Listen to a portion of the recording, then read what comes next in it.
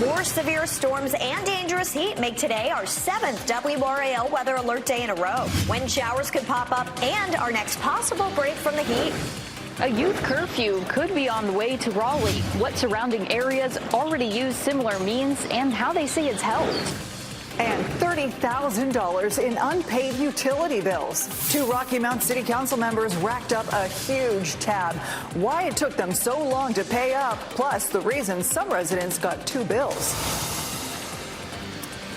Yes, city council members under fire for unpaid bills, a frustrated police chief, and a possible name change for Fort Bragg. Again, we're diving into all of it tonight. Yeah, there's a lot to cover, and we want you to be a part of the conversation. So please email us. Tell us what's on your mind, the stories that we talk about here at 7 o'clock. There's the email address, 7 p.m. at WRAL.com. Your feedback is what drives this show. First up tonight, another stormy evening across the Triangle. You can hardly see out of our WRAL garden camera right now because of all of the rain. We've certainly heard it overhead, too. We've got a severe thunderstorm warning to tell you about in Wake County right now, Kat. And this is an action-packed storm here moving through Raleigh and Garner. It produced hail and Holly Springs, wind damage, lightning, unfortunately striking some trees and homes. And we're also dealing with the impacts of it moving through Raleigh as we speak. For those that are headed out to dinner, it is right in the city of Raleigh, inside the Beltline down into Garner, Clayton. Also Wilson's Mill included in this severe thunderstorm warning that goes for another 30 minutes. The main threat here, damaging wind gusts. We can't rule out some small hail as well as the storm moves to the northeast. I want to take the warnings off and just talk lightning here. In the past 15 minutes, there's been more than 180 strikes of lightning within the severe storms, just in Wake and Johnston counties. On top of that, we have a flood threat. When you look at the rainfall totals here that are estimated by the radar, you don't see much showing up just yet. Here's why the flood advisory is in effect here. What we've got going on is the severe storms moving to the north and east, but we have what we call an outflow boundary that's closing in on the storm. See that little line right there? The two are going to come together, and it's going to kind of stop the storm and likely stall it out for a while, or at least slow it down, giving that storm the opportunity to dump more heavy rain in central and eastern Wake County. Another severe thunderstorm warning to tell you about. This one includes Durham. That goes until 7:45. A much smaller storm, still packing a punch with the potential for damaging wind gusts. We'll have a closer look at how tomorrow and Friday will be a lot different on the radar coming up. All right, Kat, let's go to Brian Schrader. He's in the live center. Brian, we're looking at the roads, getting pretty messy with all this rain, certainly. Indeed, Dan. The WRAL Storm Tracker is on the road right now, moving into the heart of that cell in Johnston County in the Wilson's Mills area. Here is a live look at that camera, and you can see the rain coming down. I want to show you some of the traffic cameras across Wake County as that storm moves through, and take a look at the rain coming down in Garner right now on 70 at New Rand Road. It is pouring there. And some of the other cameras that we're watching on the south side of Raleigh, this is I-40 out at Garner Road, not too far from Hammond Road, and you can see that all of that spray getting kicked up there from that heavy rain. Just checked with Duke Energy, and we have 6,400 customers in Durham County now without electricity, and more than 3,000 customers in Wake County. We have also heard about at least one lightning strike in the Holly Springs area, perhaps some tree damage being reported in parts of Cary. So take shelter as the storm moves through. Wow, wild to see all the water right behind those vehicles moving on the road. Not fun out there. Thank you, Brian. Let's get you caught up now. Here are 5 things you should know right now. Evacuations are in place in Durham near the DBAP after a gas leak. All the streets around the area are closed. Utility crews are on scene trying to get it under control. There's no game tonight at the baseball park. A child pulled from the water at Raleigh Beach has died. The Wake County Sheriff's Office says she was a 12-year-old girl. Sky 5 flew over the scene yesterday near the Neuse River Greenway Trail. Witnesses say the girl went under and never came up. 4 people were hurt when a school bus crashed while carrying football players and staff from Douglas Byrd High School. This happened this afternoon in Leland. Police say 33 people were on board and went to the hospital. What a scene. Look at the vehicle there. All but one of them have been released. They were coming back from a football scrimmage against South Brunswick High School. Attorney General Jeff Jackson announced a $165 million settlement with the company Block. That is the company that owns Cash App. According to Jackson, the company misrepresented the app's safety and made fraud easier. Block's required to distribute between $75 and $120 million to customers nationwide. Excuse me. Governor Josh Stein vetoed a bill that would crack down on homeless camps in public spaces. The bill would have let local governments set up designated areas for them to sleep, ban them from others. Supporters say it would have improved public safety. However, Governor Stein is arguing the bill doesn't help people get back on their feet. So Raleigh police, they got a secure custody order approved now, and this lets them take one of those teenagers arrested over the weekend into custody, a 16-year-old facing serious charges, felony charges for felony riot, having a gun as a minor, and also firing that gun within the city limits. Guns were a big part of the problem. So were the giant crowds, which is why so many have called for a teen curfew. WRAL's Bailey Stamos spoke with leaders in other cities to see what impact the curfews have had.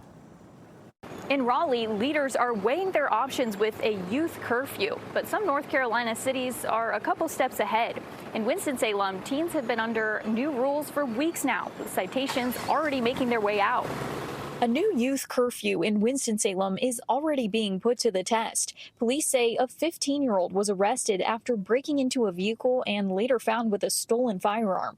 His 43-year-old mother now facing charges for contributing to the delinquency of a minor. The case marks the first enforcement of Winston-Salem's Youth Protection Ordinance. Police Chief William Penn tells WRAL, across the country, we have seen the dangers associated with teen takeovers and unsupervised youth late at night, and many neighboring communities are now considering similar ordinances. Winston-Salem is not alone. Cities including Charlotte and Fayetteville have also adopted youth curfew policies. And law enforcement in Raleigh might not be far behind. Last night, Police Chief Rico Boyce saying the city should enact similar policies to hold the youth accountable. But ordinances aren't completely rare to the area. In fact, some places in Raleigh already have policies in place surrounding the youth, like at Crabtree, where visitors under 18 must be with an adult all weekend long. Also in the Triangle, officials in Fayetteville say they're renewing their youth curfews because they've worked. Violent crimes and murder and assaults are nearly been cut in half, over 45%. What do consequences for violating the ordinance look like? First violation is a warning. The second violation comes with a fine of $500, and then it ramps up from there to $1,000. And then finally, if it's a repeated violation, then we turn it over. The parent is criminally charged. The Fayetteville mayor tells me their violent crime and vehicle theft has gone down in overwhelming amounts since they enacted their ordinance last year. Bailey Stamos, WRAL News in Raleigh. To Bailey, we got so many emails in the 7 p.m. inbox about this story, so let's get to another follow-up question tonight. I want to focus on this email from a viewer named Joyce. She wrote, what can be done about the source? The root cause of problems must be addressed. That's a tough question, Joy, and it is something Chief Rico Boyce talked about a little bit during yesterday's city council meeting. He mentioned a deeper issue than rowdy but rare pop-up hangouts. He highlighted his concerns with the Raise the Age law passed in 2019. Take a listen. In 2019, North Carolina raised the age from a juvenile ages 16 to 17 to 18. So now those 16 and 17-year-olds before 2019, they were classified as an adult. Since that has happened, we have seen a pattern of very disturbing behavior with that age group, with the Raise the Age law that was enacted in 2019. A pattern of very disturbing behavior. That's what he said. In case you're not familiar with the Raise the Age law, here is the Cliff Notes version. State lawmakers passed it in 2019. 16 and 17-year-olds who commit crimes in North Carolina are no longer charged in the adult criminal justice system. Instead, they'll be processed in the juvenile justice system. The idea is really to treat children like children. Juvenile court is more rehabilitative in nature than the adult system, and there's good reason for that. Science. An article from the National Academy of Sciences has the headline, Juvenile Justice Reforms Should Incorporate Science of Adolescent Development. It goes on to say, quote, research shows that an imbalance in developing brain systems is linked to adolescents' poorer ability to make decisions that require consideration of the future. That is why the Raise the Age law passed in the first place, and with overwhelming bipartisan support. And it's not like we're talking about a handful of kids here. Last year, of the 2,800 teens who were admitted to short-term detention, nearly half were 16 and 17-year-olds. Of the teenagers put into long-term juvenile detention, more than half were 16 and 17-year-olds. Kids who commit really serious crimes, murder, rape, armed robbery, their cases are moved to adult court, but that would not happen for something like possession of a firearm. In fact, having a gun as a minor is a misdemeanor in North Carolina. We know police confiscated 11 guns in the chaos on Saturday night. And now we know at least one of the teens there that night is charged with carrying a gun. And again, it's 11 guns among 8,000 people. And that means there's a big chunk of the group, maybe even a majority of the group, who is not there to commit a crime. But to Chief Boyce's point, some say a weaker punishment can embolden some kids to make those kinds of decisions. And WRAL has covered this concept before. The Raise the Age law was highlighted by our WRAL documentary team. Last year, they produced a doc called Easy Targets. It focused on gangs, but it highlighted an important unintended consequence of the Raise the Age law. Here's a clip from that doc. The challenge is that the way that law has reverberated in the streets is to make young people believe and to allow gang leaders to tell them that they won't be held accountable. So they recruit the young to do it. Basically, I hate saying it's like it's a free-for-all. And so what you see are juveniles just running and gunning. They're carrying guns, they're doing carjackings, they're doing shootings, very reckless because the frontal lobe isn't fully developed. Now, I want to reiterate, the folks you just heard from there were talking about teenagers involved in gang activity, older gang members handing them guns to do the work of the higher-ups. Just this week, actually, North Carolina passed a law trying to tackle this issue. It's called Jalea's Law. It increases penalties for gang-related crime.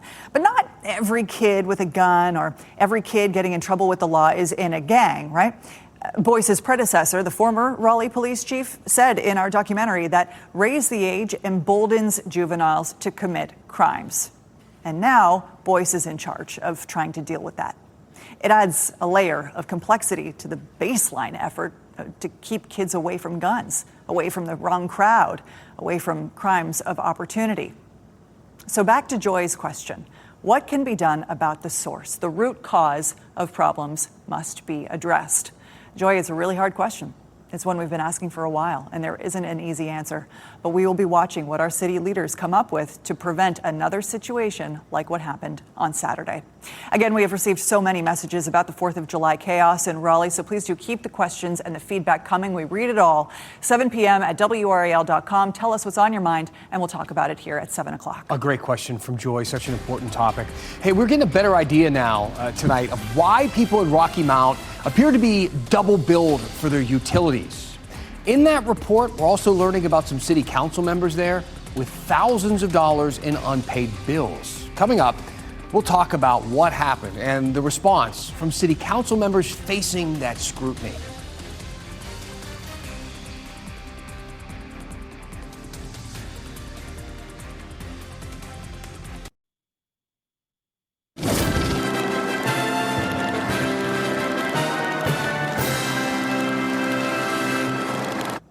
The public deserves to know that the same standards applied to every resident are also applied to those elected to serve them. That is your quote of the day, and it's coming from Rocky Mount Mayor Sandy Robertson. He's referring to a state auditor's report that just came out today that found 2 city council members racked up more than $30,000 in unpaid utility bills. The report suggested that they took advantage of a pause in late fees to pad their pockets. And that wasn't even the focus of the audit. This all started because people got back-to-back bills in 1 month. And in some cases, those back-to-back bills amounted to some pretty big payments that they owe. WRAL's Heidi Kirk is joining us live from the State Auditor's Office. So Heidi, really, there's a lot to unpack in all of this. But we want to start with those city council members. What are they saying about all this?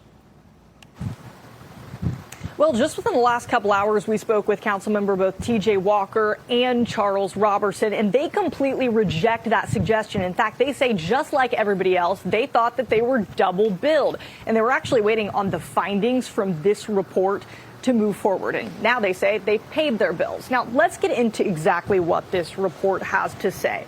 So essentially, they say the meter reading and the billing process got all out of sync. And when they went to sync it up as city leaders, it ended up sending those two back-to-back bills. But they also didn't provide much information to the public about that.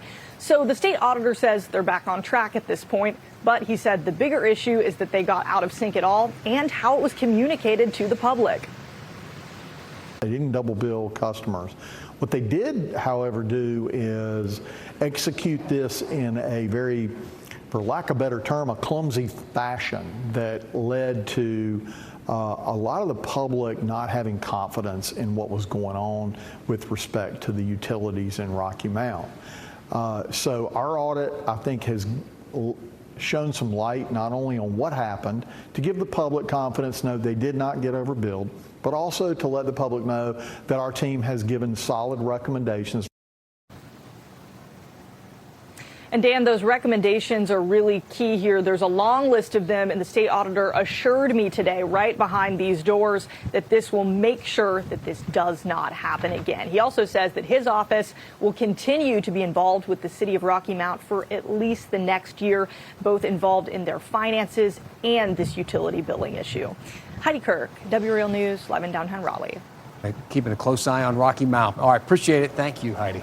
Over here with Kat, we've been getting so many people reaching out to us about the hail. This storm is something. Absolutely. Thank you to everyone in Clayton, especially Holly Springs earlier, too, for reaching out and showing us these photos. You can do so yourself at WRAL.com/report it. And you can see the best way for us to report the hail totals and sizes to the National Weather Service is to compare it to an object. So this is really the way to go if you can include a coin. We had quarter-size hail in Clayton, and you can see there was a lot of it from this viewer as well. Storms continue to push to the north and east. This is a cool shot. It has been dumping rain in Garner, but now you can see the rainbow if you look at the edge of your screen there, starting to see some slow improvements in that area.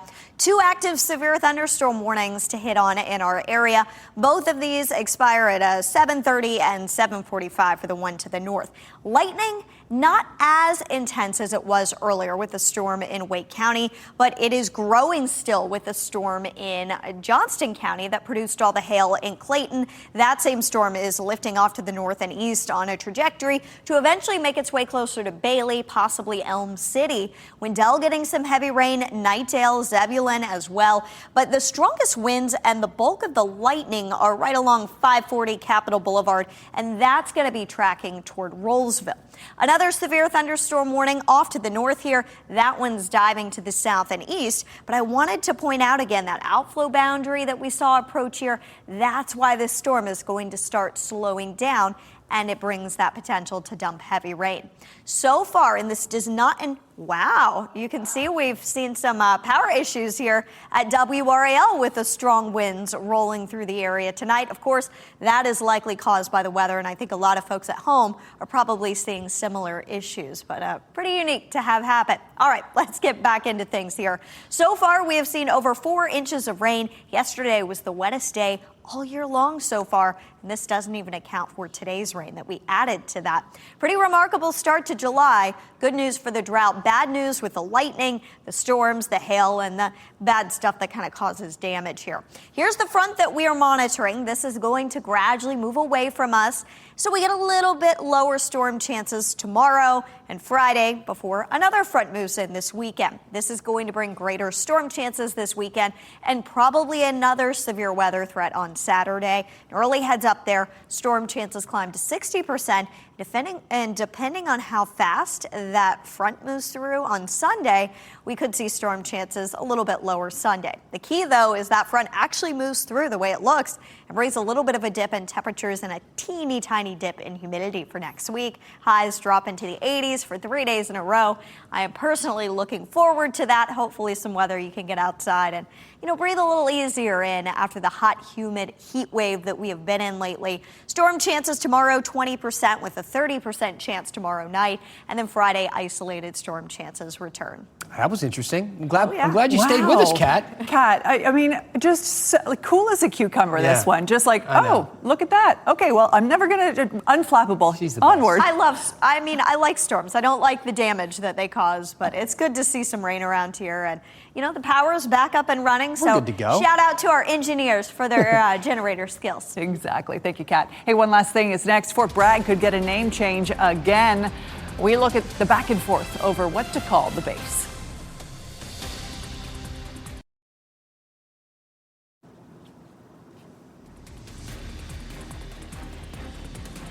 One last thing to talk about tonight, the proposed federal defense spending bill. I know, what a way to end a newscast. We want to talk about page 1,431. Here it is. Buried in the huge spending bill is a page that impacts Fort Bragg. You see, if this bill passes as it is, Fort Bragg becomes Fort Liberty. What?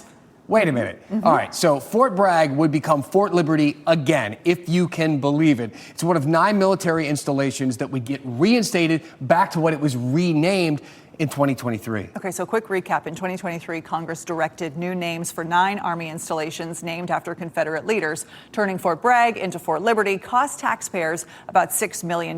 And then last year, the Pentagon reversed those installations back to their original names. And now a Democratic representative from Washington State is trying to reverse the reversal. So just to recap, 2023 new name, 2025 back to the old name, 2026 possibly now back to the old new name. Yes. So I know, and you're thinking, really, millions of dollars later, are we really doing this again? Well, keep in mind, this is a Republican-led Congress. The odds of this actually happening, pretty low, but we'll be keeping an eye on it. Thanks for being with us. 7 p.m. at WRAL.com. Keep those emails coming. See you back here tomorrow.